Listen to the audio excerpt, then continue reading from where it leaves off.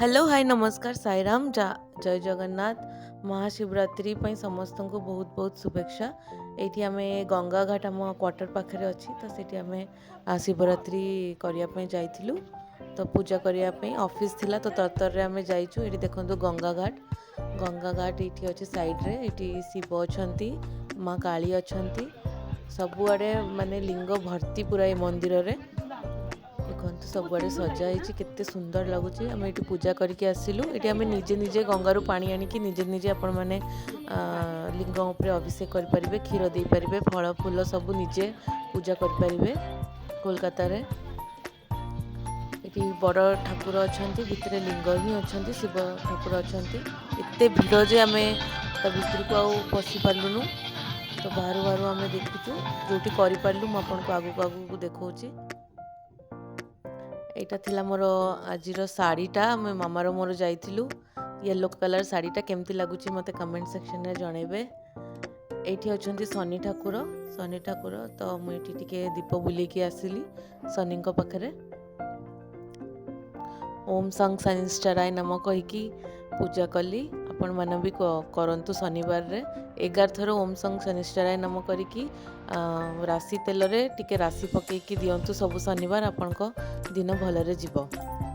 ସବୁ ଶନିବାର ଯଦି ଆପଣ ଓମ୍ ସଂ ଶନିଶ୍ଚରାୟ ନମ କହିକି 11 ଥର ଦୀପଟେ ଜାଳିବେ ତାହେଲେ ଆପଣଙ୍କ ମନସ୍କାମନା ବି ପୂର୍ଣ୍ଣ ହେବ। ମାମା ପୂଜା କରୁଛନ୍ତି। ମାମାଙ୍କ ଶାଢ଼ୀଟା କେମିତି ଲାଗୁଛି ମୋତେ କହିବେ କମେଣ୍ଟ ସେକ୍ସନରେ। କଟନ୍ ଶାଢ଼ୀ ହିଁ ପିନ୍ଧଛୁ। ଏଠି ଦେଖନ୍ତୁ ମନ୍ଦିରଟା। ଏଇଠି ସବୁ ଠାକୁର ମାନେ ଅଛନ୍ତି, ରାଧାକୃଷ୍ଣ, ଶିବ ଅଛନ୍ତି, ମା କାଳୀ ଅଛନ୍ତି। ମା କାଳୀଙ୍କ ମୂର୍ତ୍ତିଟା ମୁଁ ଆଗକୁ ଆପଣମାନଙ୍କୁ ଦେଖେଇବି। ତ ଏଇଠି ନନା ମୋତେ ଏମିତି ଚନ୍ଦନ ମାରି ଦେଇଥିଲେ, ତ ମୁଁ ଆପଣଙ୍କୁ ଦେଖାଉଛି ଫୁଲରେ କେମିତି ଦେଖାଯାଉଛି ମୁଁ କହିବେ।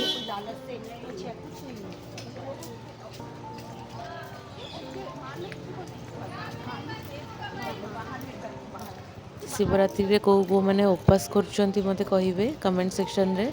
ମୁଁ ତ ଏମିତି ଶାଗୁ ଖାଇକି କରେ, ଯେହେତୁ ଅଫିସ୍ ଯିବାର ଥାଏ। ପୁରା ଖାଡ଼ା ଉପାସ ରଖିପାରେନି। ମାମାର ମୋର ବାସ୍ ସେମିତି ମାମା, ମୁଁ ଆଉ ମୋ ହଜବେଣ୍ଡ 3 ଜଣ ମିଶିକି ଶାଗୁ ଖାଇଛୁ। ଆଉ ଏବେ ଉପାସରେ ଆସୁଛୁ ମନ୍ଦିର, ତାପରେ ଗଲେ ଘରେ ଶାଗୁର ଶେକ୍ ବନେଇକି ପିଇବୁ, ସବୁ ଫଳ ମିଶେଇକି। ତ ଏଇଟା ହେଉଛି ଗଙ୍ଗା ଘାଟ, ଆମର ନିୟରେଷ୍ଟ ମନ୍ଦିରଟା। ଆପଣମାନଙ୍କୁ ମୁଁ ଗଙ୍ଗା ବି ଦେଖେଇଦେବି। ଏଠି ଦେଖନ୍ତୁ ସମସ୍ତେ ଗାଧଉଛନ୍ତି ଗଙ୍ଗାରେ। ତ ମୁଁ ଯାଇଥିଲି ଏଠି ପାଣି ଆଣିବା ପାଇଁ। ସିଢ଼ିଟା ବହୁତ ଚିକ୍କଣ ଅଛି, ମାଟି ଅଛି, ସେଥିପାଇଁ ମୁଁ ପାଦ ଚାପି ଚାପି ଆସୁଛି। ମୋତେ ଡର ଲାଗୁଛି କି ମୋ ଗୋଡ଼ ଖସିଯିବ ବୋଲି।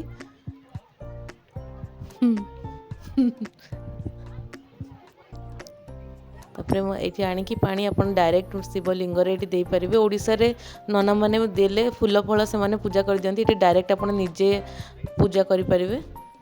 ସମସ୍ତେ ଦେଖନ୍ତୁ ଏଠି ପୂଜା କରୁଛନ୍ତି, ନିଜେ ନିଜେ ଲିଙ୍ଗ ଉପରେ ଅଭିଷେକ କରିପାରିବେ।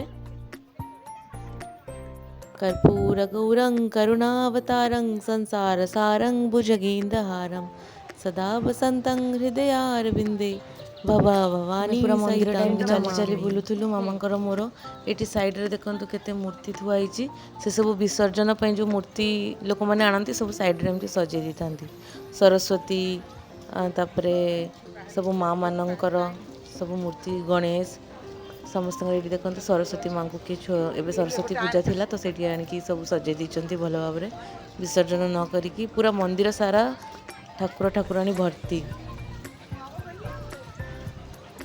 ତ ପୂଜା କରିବା ପାଇଁ ଆମେ ଏଠି ବୁଲୁଛୁ। ଜରିରେ ମାମା ସବୁ ଫଳ ଫୁଲ ଆଉ କ୍ଷୀର କଦଳୀ ଏସବୁ ଧରିକି ବୁଲୁଛନ୍ତି। ଏଠି ଦେଖନ୍ତୁ ଗୋଟେ ବାର୍ଜ ଆପଣମାନଙ୍କୁ ଦେଖି ଦେଉଛି।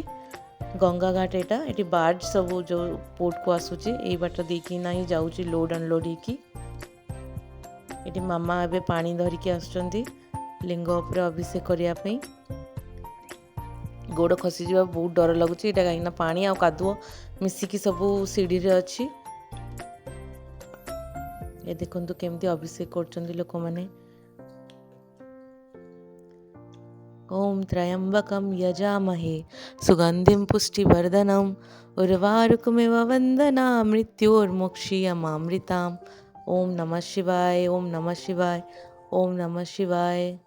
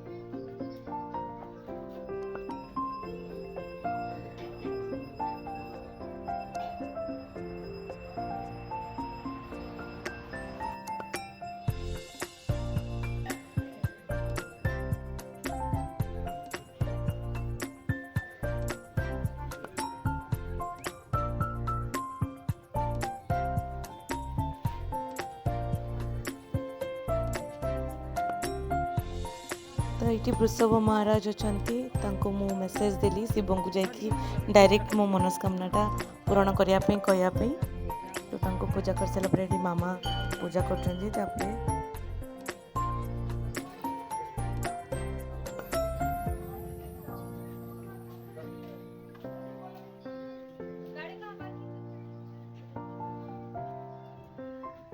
ये मामा भी मेसेज दौरान देखु को मैंने एमती करती आम को लेखिकी जनइबे ये देखु माँ काली इनका मूर्ति मुझे देखी दूसरी देखिले आप डरी जाए पूरा खोला चुट्टी आउ जीव बाहर को ये जो मैंने मैंने डरती आसिक सामना रे पूजा करी पारंतिनी एते भल लगे देखले तांको सामना सामनी सब बळे आम ये मंदिर को आसू प्रायतः आम मानकर तो शिवरात्रि एमती थिला आपण मानकर केमती थिला आम को जनइबे और नुआ व्यूअर्स माने आम को लाइक कमेंट शेयर सब्सक्राइब करंतु रहिली नमस्कार।